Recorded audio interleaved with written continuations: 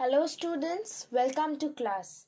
So today we are going to start another poem, that is poem number 2.3, The Inchcape Rock, written by Robert Southey. So let's have a brief introduction of the poem. Inchcape Rock is a legend, a reef which is situated in the North Sea, close to the coastal region of Angus in Scotland. The poem is based on the series of events that took place around the dangerous rocks of the east coast of Scotland. The poem gives us a message that those who do wrong things will meet with due punishment. In short, as you sow, so shall you reap. Let's move on to the introduction of the poet. The poet is Robert Southey. He was born in Bristol, England. He was a poet laureate of England from 1813 to 1843. Some of his short poems like The Scholar, The Battle of Blenheim, Bishop Hatto, The Inchcape Rock, etc. are very popular with the school children. He was a British poet. Literary critics describe his style as direct, crisp, and elegant. So now, what is the meaning of Inchcape Rock? An Inchcape Rock is a rock which you must have seen in a sea or ocean. It gives direction to the ships in the ocean. And when there is a rise in the water level, there is a bell in the Inchcape Rock which starts ringing. The Inchcape Rock is like the one you can see on the board. So, the poem The Inchcape Rock is a ballad. Now, ballad means a short poem narrating a story in short stanzas. It's a story of the 14th century, an attempt by Abbot of Aberbrothock to install a warning bell on Inchcape, a notorious sandstone reef of about 11 miles, that is 18 kilometers, off the east coast of Angus in Scotland. So, before starting the poem, we must know the background of the poem. So let's see. There was a man named Abbot. Here, Abbot means the head of abbey of monks, and abbey means a place where monks live. And he had made this Inchcape Rock in an ocean. And there was another man named Ralph the Rover, who was a sea pirate and was jealous of the Abbot. So Ralph was jealous of the Abbot, and he did not want that anyone should praise Abbot. And that's why Ralph broke the Inchcape Rock, and what happens next we'll see in the poem. The poet Robert Southey was inspired by the legendary story of pirate who removed the bell on the Inchcape Rock placed by the Abbot of Aberbrothock. The poem gives us a message that those who do wrong things will meet with due punishments. In short, it means that as you sow, so shall you reap. So, let's start with the line-by-line explanation of the poem. So, we'll go from stanza 1 to 4. No stir in the air, no stir in the sea. The ship was still as she could be.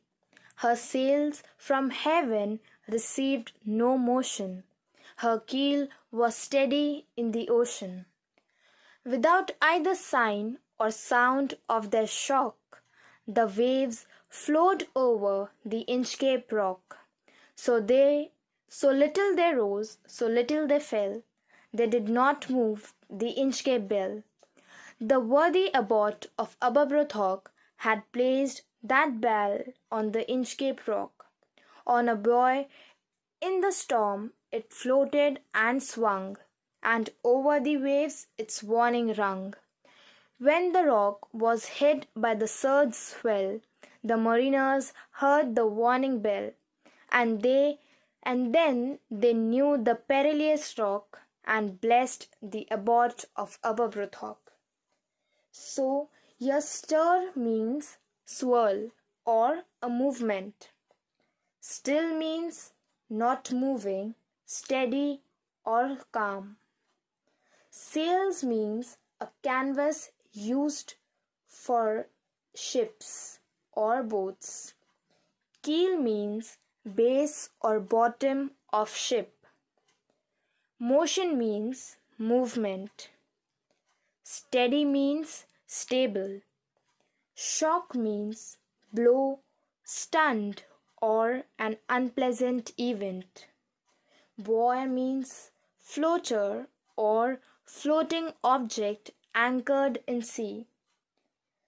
Swung means swayed or waved. Rung means call for attention by sounding a bell. Mariner means a sailor or a seaman. Abbot, as I told, means the head of abbey of monks, and abbey means a place where monks live. Aberbrothock is the largest town in Scotland. Surge's swell means sudden and great rise in the level of the sea. Perilous means dangerous. Blessed is the Old English form of blessed. So, what is the meaning of these 4 stanzas? The atmosphere was calm and motionless. There was lack of movement in the air and in the sea. There was no force for the sails from the sky. It made the ship and the base of the ship motionless in the ocean. The sea waves were flowing without any jolt and had a little rise and fall over the Inchcape rock, that they hardly moved the Inchcape bell. Abbot of Aberbrothock had installed the bell on a floater at the Inchcape rock in such a way that it floated and swayed on the waves during storms and warned the mariners.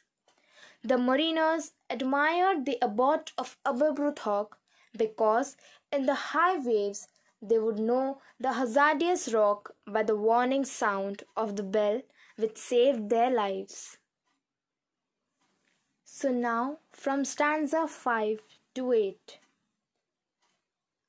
The sun in the heaven was shining gay. All things were joyful on that day. The sea-birds screamed as they wheeled around, and there was a joyance in their sound. The buoy of the Inchcape bell was seen, a darker speck on the ocean green. Sir Ralph the rover walked his deck, and fixed his eyes on the darker speck. He felt the cheering power of spring. It made him whistle, it made him sing. His heart was mirthful to excess, but the rover's mirth was wickedness. His eyes was on the Inchcape float. Quoth he, my men, put out the boat and row me to the Inchcape rock, and I'll plague the abbot of Aberbrothock. So here, joyance means delight or enjoyment. Gay means happy, light-hearted, and carefree. Speck means a spot or a mark. As I told you, Sir Ralph the rover was a sea pirate.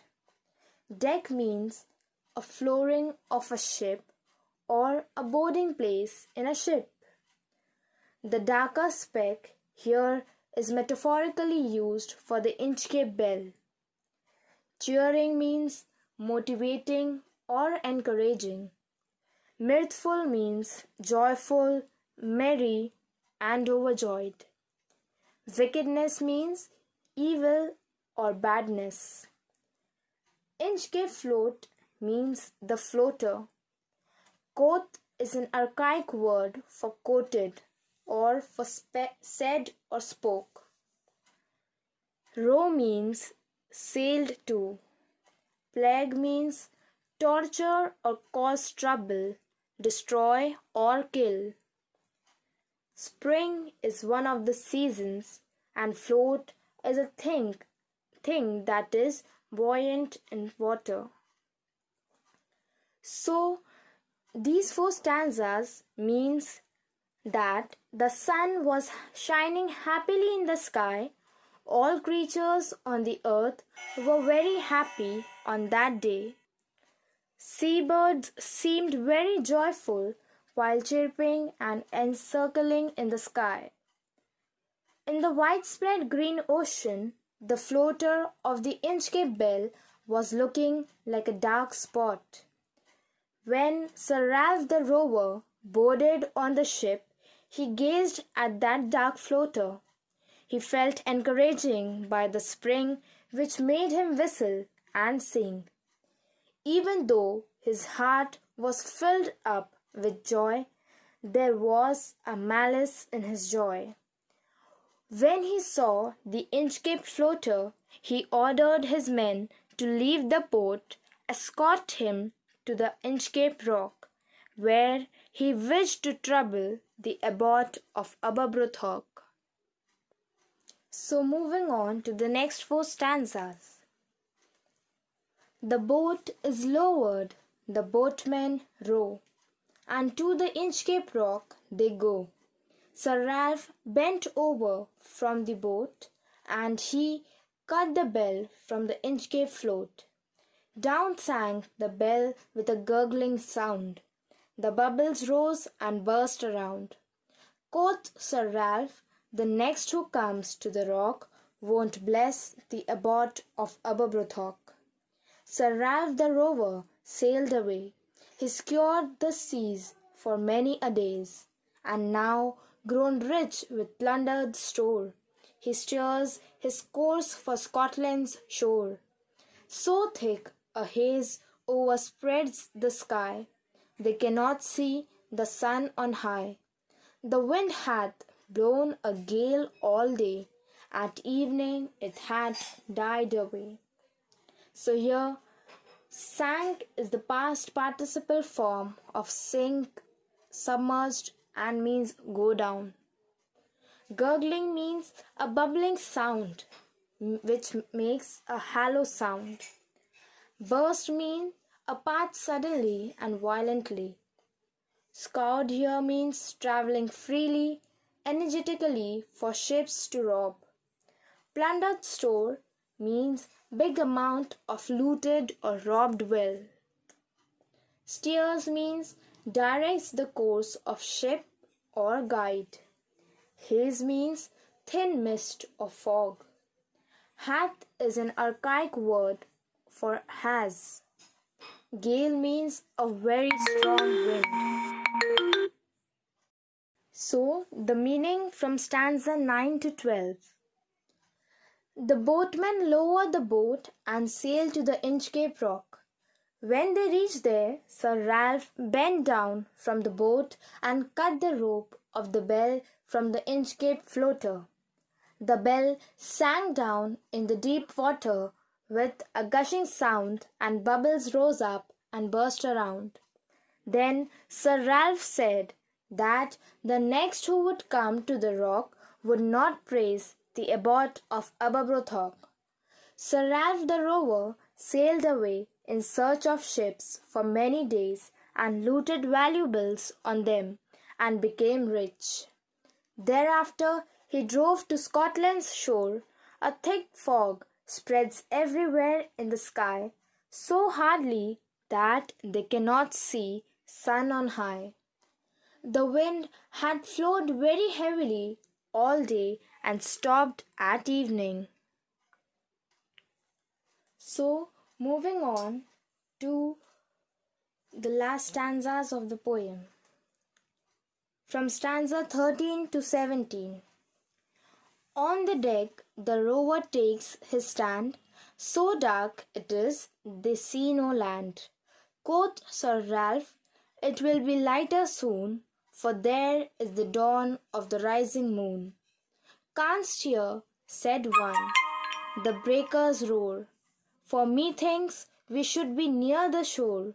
Now where we are I cannot tell, but I wish we could hear the Inchcape Bell." They hear no sound, the swell is strong. Though the wind hath fallen, they drift along, till the vessel strikes with a shivering shock.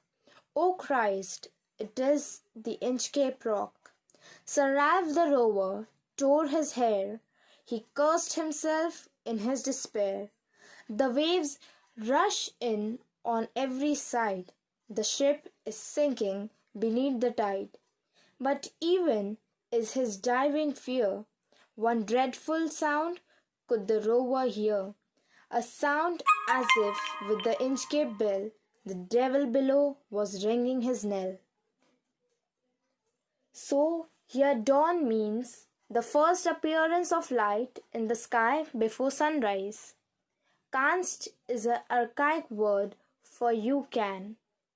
Breakers here means heavy sea waves. Methink is an archaic form of I think, or it seems to me. Swell here means tide. Drift means be carried slowly by a current of air or water. Vessel is a large boat or ship. Strikes means hits forcibly. Tore means pulled hard. Despair means absence of hope or frustration. Beneath means under. Dreadful means extremely bad or serious. Devil means the supreme spirit of evil or demon. Knell means the sound of a bell, solemnly after death or at funeral announcement of death. So the meaning is, Sir Ralph the rover stands on the deck very confidently. It was so dark that no one was able to see any land nearby. Then Sir Ralph said that there would soon be some light as the moon was about to rise. One of them asked if they could hear the sound of the waves because he thought that they should be near to the coast. He added that he could not tell them where they were and hoped that he could hear the Inchcape Bell. The surge of waves is very high and they cannot hear any sound. Even though the wind has been very slow, they move forward towards till their ship crashes with a shaking jolt. Then one of them pleads Lord Christ and exclaims that it is the Inchcape Rock. Sir Ralph the rover was totally frustrated and cursed himself in disappointment. The waves entered everywhere very fast and the ship starts to go down underneath the waters. While he was dying in the fear, the rover could hear a horrible sound. The sound was the same like the Inchcape Bell when it was sinking down. It is as if the sound of the evil ringing a death toll for him. One who digs a ditch for others fall in that very ditch some day. Okay students, so now let's summarize the poem. The poem begins on a calm note. The waves were flowing over the Inchcape Rock without any impact. The abbot of Aberbrothock had placed a bell on the Inchcape Rock to warn sailors about the perilous rocks. When the sea pirate Ralph saw the bell, he felt jealous of the abbot's popularity. So he decided to cut the bell. He asked his men to sail him to the bell. He cut off the rope of the bell, and the bell went down with a gurgling sound. Ralph moved on, and after plundering the ships, was returning to his land. Suddenly the weather was getting worse. Thick haze covered the sky. A violent storm began to blow. Nothing was visible due to bad weather, but Ralph was sure that the weather would soon improve. The sailor wished they could hear the Inchcape bell, but as it was already cut down, they didn't hear any sound. At last the ship collided with the Inchcape rock and droned along with all his sailors. But even in his dying fear, one thing the Ralph could hear. It's the sound of the gurgling bell. In fact, it was the devil below who was ringing his knell. So here we complete the explanation of the poem The Inchcape Rock, which is written by Robert Southey. So now we will move on towards the appreciation of the poem. So the title of the poem is The Inchcape Rock. It represents the virtue and an act of goodness. It is a symbol of goodness that inspires us. The title tells us that the rock is a part of an interesting story. About the poem, the poem is written in the form of ballad. This poem depicts the story of an Inchcape bell, and it creates vivid pictures in the mind of the readers. About the poet is Robert Southey, who is famous for narrative poems. He also belonged to Romantic school of poetry. The theme of the poem is that the poet teaches us the value of goodness. The poem depicts the poetic justice that crime gets its own punishment. The theme is about an abbot and pirate. The pirate cuts the bell to annoy the good abbot and to create problems for the helpless sailors. The poetic style. The poem is a ballad and it is in a narrative tone. The poet uses archaic or old-fashioned words. The words like quote, joyance are used to create atmosphere of legendary and classical times. The rhyme scheme is AABB. About the language, the poet has used easy language and also Old English words for emphasis. Poetic devices. Figures of speech like metaphor, alliteration, repetition, anaphora, personification, and onomatopoeia are used. The use of these figures of speech creates emphasis. Special features of the poem. The poem is a didactic poem. The poet has used descriptive and narrative techniques to enhance the effect of the poem. The poem provides verbal image of the calm atmosphere and the Inchcape rock as a symbol of goodness. Poetic justice is the main focusing element in this poem. The moral of the poem is, as you sow, so shall you reap.